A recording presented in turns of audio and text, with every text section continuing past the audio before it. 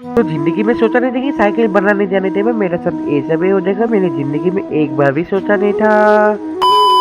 तो राम राम दोस्तों, मेरा नाम है ओनुस, मैं एक सिलीगुड़ी का छोटा-सा मिनी ब्लॉगर हूँ। तो सुबह-सुबह उठने के बाद तो ब्रेकफ़ास्ट में मुझे पूरी और ये सब्ज़ी को मिला, तो दुकान से लेके आया था, तो इसको भी खाने के बाद तो मेरा साइकिल तो बहुत ख़राब हुआ था और ये ट्यूब को भी नया लगा कर उसके बाद टायर को भी लगाने के बाद तो उसके बाद ऐसे बैठ उठ कर रास्ता में थोड़ा बात-उत करने के बाद तो सामने एक दुकान था, वहाँ से सब्ज़ी और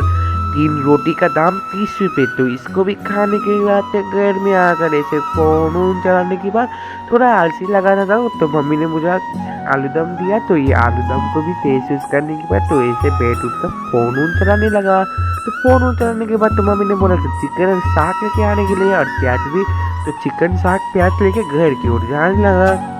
तो घर में आकर थोड़ा घूम-वूम कर चलो इस ब्लॉग को यहीं पे एंड करना चाहता हूँ। कल के लिए वेट करना, कल नए वीडियो के लिए बाय।